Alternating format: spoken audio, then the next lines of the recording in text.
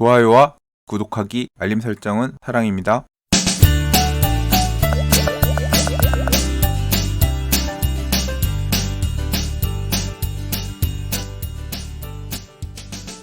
안녕하세요. 반갑습니다. 부동산입니다. 2020년 1월 13일 월요일 새로운 한 주가 시작됐습니다. 12.16 부동산 대책 이후에 부동산 시장이 살짝 소강 상태로 가는 모습일까요? 주말 동안 부동산 기사들도 많이 줄어든 것 같고요. 살짝 세간의 부동산 시장에 대한 관심도 줄어든 것 같은 느낌이 듭니다. 주말에는 어떤 부동산 뉴스들 그리고 어떤 부동산 이슈들이 있었을까요? 같이 한번 살펴보도록 하겠습니다.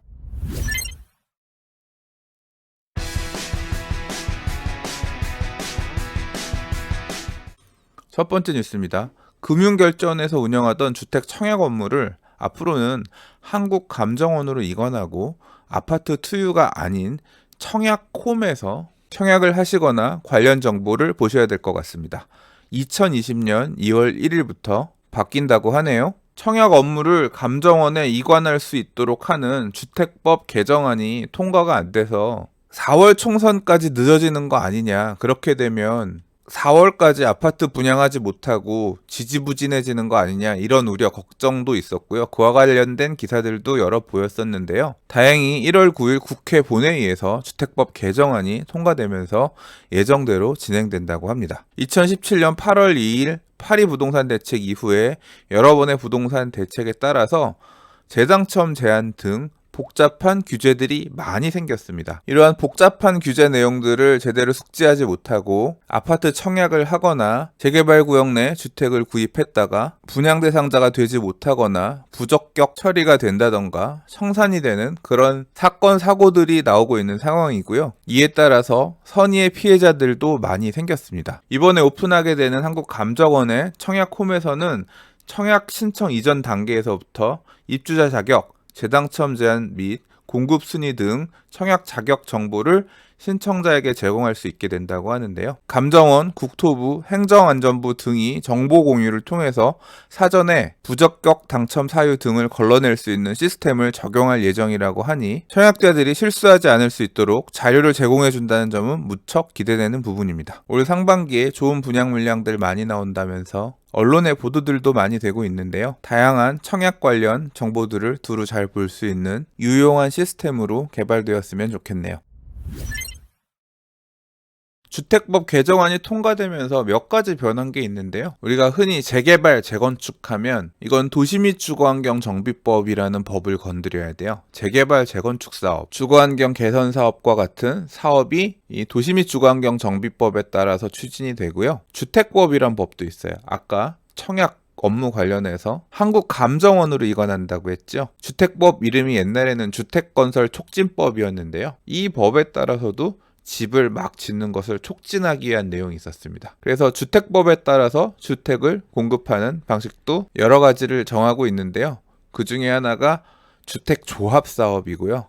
또 하나는 리모델링입니다. 이번에 주택법 개정안을 처리하면서 리모델링 관련해서 그리고 지역주택조합 관련해서 개정된 내용이 있는데요. 일단 지역주택조합 사업 같은 경우는 피해자들도 많이 나오고 해서 사업 추진에 허들을 두기 위한 그런 내용들이 일부 포함이 됐다고 합니다. 여러 가지 허들이 생겼는데 가장 치명적인 게 지역주택조합 설립 인가를 받기 위해서는 토지의 사용 권원만 확보해서는 안 되고 대지의 15% 이상 소유권까지 확보를 해야 된대요. 보통은 지역주택조합 사업 추진하고 있는 지역의 지주들에게 토지 사용 승낙서를 받고 이들 지주들이 나중에 사업이 진행되게 되면 조합원으로 가입하는 조건으로 사용 승낙서를 받는 게 일반적이었거든요. 근데 이번에는 15% 이상 대지의 소유권원까지 확보해야 된다고 했으니까 이 토지를 매입하기 위한 초기 자본 조달이 쉽지 않을 것으로 생각됩니다. 그래서 이 과정에서 사업 추진하기에 충분히 금전적으로 준비가 되지 않은 사업장 같은 경우는 좀 걸러지는 역할이 되지 않을까 생각하고요. 그리고 사업 추진이 지지부진한 경우에 조합 설립 인가 후 3년 이내에 사용계획 승인이 이루어지지 않으면 조합 총회를 거쳐서 해산 여부를 결정할 수 있도록 하는 내용도 포함이 됐다고 합니다. 이렇듯 지역주택 조합 관련해서는 사업 추진 단계에서 허들이 생기면서 무턱대고 너무 쉽게 시작하지 못하는 부분을 담았다고 하면 리모델링 사업의 경우에는 크게 요건이 완화됐다고 합니다. 이제까지는 리모델링 사업을 하기 위해서는 소유주 100%로부터 리모델링 동의를 받아야 사업계획 승인이 가능했지만 앞으로는 4분의 3, 즉 75% 이상 동의를 확보한 뒤 찬성하지 않은 소유주에 대해서 매도 청구권을 행사한 후에도 바로 사업계획 승인이 가능하게끔 되어서 75% 동의받은 후에 리모델링 사업에 동의하지 않는 비동의자들에게 매도 청구 소송 걸어놓고 다음 단계로 넘어가면 되기 때문에 사업이 지연되는 부분을 굉장히 방지할 수 있을 것 같아요. 그리고 리모델링 사업의 경우에도 요새는 수직 증축, 수평 증축 등 세대수가 증가하는 형태의 리모델링 사업을 하게 되면 새로 지어진 아파트의 대지 지분 등의 관계가 이전의 내용과는 좀 많이 변할 수가 있거든요. 리모델링 완료 후에 대지 및 건축물 등에 대한 권리 확정 등에 대한 내용을 재개발 재건축 사업에서 사용하고 있는 도시 및 주거환경 정비법에 있는 규정을 리모델링 사업에서도 준용해서 사용할 수 있게끔 하는 그런 내용도 이번에 주택법 개정안에 포함이 됐다고 합니다. 정리하자면 지역주택조합 사업은 허들이 높아졌고 리모델링 사업은 사업 속도를 빠르게 할 수 있을 만한 그런 날개를 달았다. 요즘 재건축으로 가기 만만치 않은 90년대산, 2000년대 초반산의 아파트들이 리모델링 사업 추진하고 있다. 이런 기사들 많이 나오는데요. 이런 부분들까지 맞물려서 한번 생각해 보시기 바랍니다. 재개발, 재건축 조합원분들이라고 하면 이런 경험들 한번 해보셨을 텐데요. 아파트를 어떻게 지을지 구체적으로 정하는 단계가 사업 시행 인가 단계입니다. 이 단계를 거치면 아파트 외형이라든가 동 위치라든가 층이라든가 이런 내용들이 다 정해지거든요. 서울시 같은 경우는 이 사업 시행 인가라는 걸 받고 그 다음에 시공사를 선정하도록 하고 있습니다. 그런데 이 시공사 선정 단계에 가면 서울 안에서는 요새 거의 항상 비슷한 상황들이 반복됩니다. 건설회사들이 당신네들은 이렇게 집을 짓겠노라 사업시행 인가를 받아서 건축심의를 받아서 설계를 전했지만 저희를 시공사로 선정해 주시면 이런 특화 요소들을 넣어드릴 수 있고요. 이런 대안 설계로 집을 더 끝내주게 지어드릴 수 있어요. 이제 이런 일들이 발생합니다. 얼마 전에 한남뉴타운 3구역 시공사 수주전에서도 이런 부분들이 포함해서 다 문제가 됐죠. 그런데 이게 비단 한남뉴타운 3구역의 일만 그런 게 아니라 서울의 재개발 재건축이 다 그래요. 경쟁 시공사에 비추어서 우리는 더 이렇게 잘할 수 있습니다. 어필하려고 하는 거죠. 근데 문제는 뭐냐면 이런 건설회사들의 대안 설계나 특화 설계를 행정관청에서는 탐탁치 않게 생각한다는 거예요. 이유는 사업비가 늘어난다는 거예요. 결국 그렇게 늘어난 공사비가 분양가 높이고 조합원들한테 부담으로 작용하고 애초에 우리가 건축심의 해줄 때 결정했었던 그 방향이 아니란 거죠. 자, 그래서 이유는 이겁니다. 시공사 선정할 때 건설회사들이 제안했었던 대안설계 또는 특화설계안을 서울시에서 인허가를 해주지 않는 바람에 우리가 시공사 선정 단계에서 봤었던 조감도대로 아파트를 지을 수가 없다는 얘기예요. 어디가? 대부분 다. 자, 기사 내용을 좀 읽어볼게요. 서울시가 특별건축구역에서 아파트를 고급화하기에 특화설계하는 것을 금지키로 했다. 특별건축구역은 도시경관보호, 창의적인 디자인 유도 등을 위해서 서울시가 지정하는 구역인데 이에 따라서 용산, 한남뉴타운, 서초, 반포주공 1단지, 송파, 미성, 크로바, 진주 등 알짜 재건축 재개발에서 특화 설계를 하는 것이 불가능해질 전망이다. 서울시 고위 관계자는 한남 3 재개발구역 사례처럼 특별건축구역에서 특화, 혁신 설계를 하는 것을 절대 허용하지 않을 것이라고 밝혔고 서울시는 사업시행계획 변경 단계에서 특별건축구역 지정을 위한 설계안을 요구하면서 시공사 선정하면서 도입한 혁신, 특화 설계를 버리라고 요청했다고 합니다.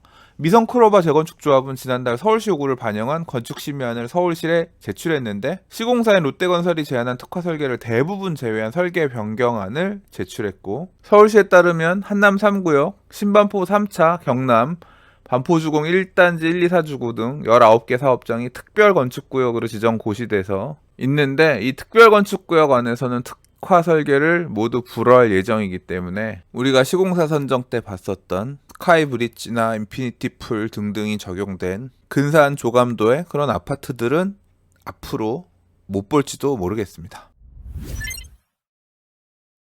개포 4단지 아파트를 재건축해서 공급한 개포 프레지던스 자이 아파트의 전용 39제곱미터의 당첨 커트라인이 64점으로 나왔다고 합니다. 전용 39제곱미터면 한 13평 정도 되는 거죠. 이 정도 아파트면 몇 명 가족 정도가 거주할 수 있을까요? 그리고 청약가점 64점 정도가 되려면 부양가족이 몇 명 정도여야 될까요? 강남에 이런 조그만 아파트에 부양가족들이 많은 가점 64점 이상의 오랜 기간 무주택자였던 분들은 왜 이 타입의 청약을 했을까요? 참고로 전용 면적 39제곱미터의 당첨 가점 평균은 이 아파트에 청약한 당첨자 전체 평균보다도 높다고 합니다. 그 이유는 분양 가격이 9억 원 미만이라서 대출이 가능했기 때문에 오히려 대출이 안 나오는 다른 타입에 비해서 더 인기가 높았다고 합니다. 정부는 집은 사는 것이 아니라 사는 곳이라고 이야기하고 항상 실수요를 중요하게 이야기하지만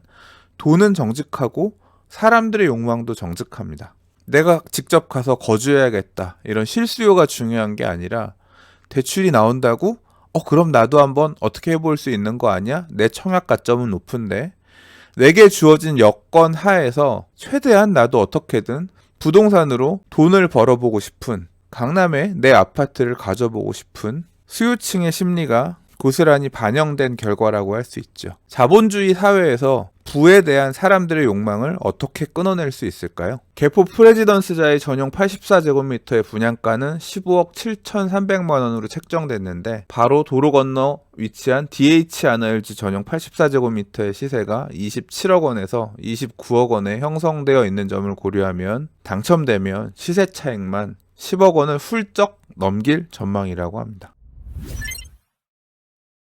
1216 부동산 대책에서 공급 대책으로 두 가지를 얘기했는데요. 하나는 가로주택 정비 사업의 활성화였고요. 두 번째는 현재 막바지에 있는 서울 시내 재개발 재건축 사업장에 TF를 가동을 해서 좀 더 빠른 사업 추진을 통해서 분양가 상한제 적용이 되지 않고 일반 분양을 할 수 있도록 2020년 4월 말까지 분양에 나설 수 있도록 돕는다라는 내용이었습니다. 정부와 서울시가 재건축 아파트 분양을 서두르기 위해서 TF를 가동했고 행정 절차를 단축하면 9개 단지 2만 5천 가구 정도 4월까지 분양할 수 있을 것이라고 합니다. 분양가 상한제 확대 적용이 되게 되면 공급이 축소될 것이라는 우려를 불식시키기 위해서 이러한 제도를 도입한다고 했는데요. 민간택지 분양가 상한제 적용 유예기간이 4월 말이니까 3달 반 정도 남았죠. TF가 하는 일은 분양보증 심사기간을 줄이는데 지원을 하고 철거 및 이주 단계에서 조합원 간 이견이 생긴 경우 협의 조정을 지원한다고 합니다. 그런데 분양보증 심사기간을 줄이는 거는 좋은데요. 분양가에 대해서 생각이 다른 사업시행 주체와 주택도시보증공사와의 간극을 줄일 수가 있을까요? 생각이 서로 많이 다른 것 같은데. 그리고 이런 보도에서는 보면 행정 절차를 단축하면 9개 단지 2만 5천 가구 정도가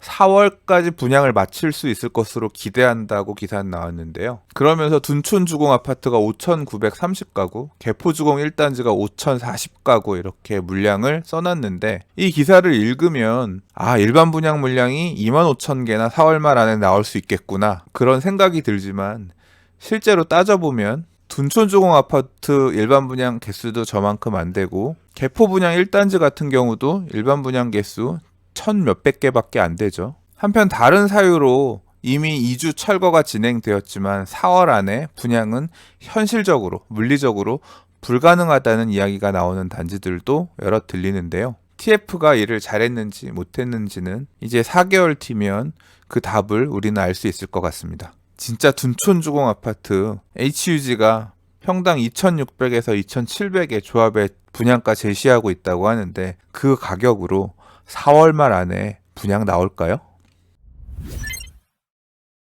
잘 보셨나요? 오늘 준비한 영상은 여기까지입니다. 내일 다시 다른 부동산 뉴스와 이슈를 가지고 인사드리도록 할게요. 감사합니다. 부동산이었습니다. 굿굿.